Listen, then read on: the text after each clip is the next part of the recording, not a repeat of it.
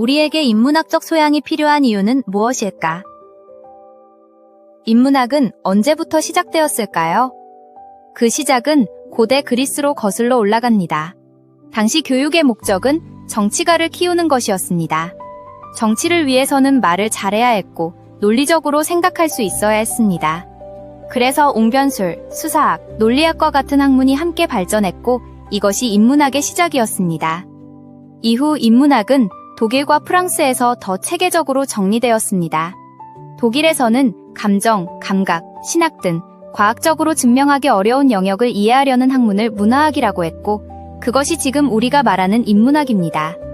그렇다면 우리는 왜 인문학을 공부해야 할까요? 예를 들어 보겠습니다. 제2차 세계대전 이후 사람들은 큰 충격에 빠졌습니다.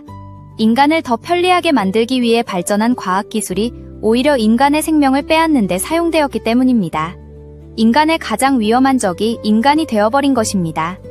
과거에는 양심과 도덕, 종교를 통해 인간이 스스로를 통제할 수 있다고 믿었습니다. 하지만 두 번의 세계대전은 그 믿음을 무너뜨렸습니다.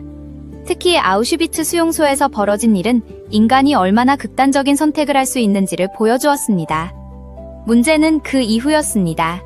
이런 일이 있었음에도 불구하고 인간은 충분히 달라지지 않았습니다. 지금도 세계 곳곳에서는 전쟁이 계속되고 있습니다. 우리는 여전히 같은 문제를 반복하고 있습니다. 그래서 사람들은 질문하기 시작했습니다. 과학은 발전했지만 왜 인간은 더 나아지지 않았을까? 이 질문에서 인문학의 필요성이 다시 떠오르게 됩니다. 과학은 이론적으로 완벽할 수 있습니다. 하지만 그것을 사용하는 인간은 완벽하지 않습니다. 같은 기술도 누가 어떤 목적으로 사용하느냐에 따라 완전히 다른 결과를 만들어냅니다. 그래서 사람들은 인문학을 통해 인간의 문제를 이해하려 했습니다. 인문학은 명확한 답을 주는 학문이 아닙니다. 수학처럼 하나의 정답이 있는 것도 아니고 과학처럼 실험으로 증명할 수도 없습니다. 하지만 인문학은 우리가 세상을 바라보는 방식을 바꿔줍니다. 같은 문제도 다르게 보게 만듭니다. 그래서 때로는 답보다 더 중요한 질문을 남깁니다. 인문학적 소양이 필요한 이유는 사람마다 다를 수 있습니다.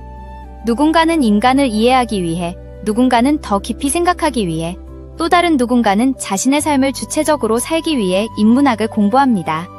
이 모든 것은 결국 인간의 존엄성 회복으로 이어집니다. 인간은 어떻게 살아야 하는가? 인문학은 인간의 삶을 이해하려는 학문입니다. 철학, 윤리, 역사, 문학, 언어, 이 모든 것은 인간과 삶을 다루고 있습니다. 만약 인문학이 사라진다면 어떤 일이 벌어질까요? 거짓과 위선, 갈등과 폭력, 그리고 전쟁이 더 쉽게 퍼질지도 모릅니다. 과학과 기술은 발전했지만 그 방향을 잃어버릴 수도 있습니다. 인문학은 그 방향을 잡아주는 역할을 합니다. 인간이 만든 기술이 인간을 해치지 않도록, 우리가 만든 세상이 우리를 무너뜨리지 않도록 인문학은 끊임없이 묻습니다. 우리는 무엇을 위해 살아가고 있는가? 그리고 지금 우리는 어떤 선택을 하고 있는가?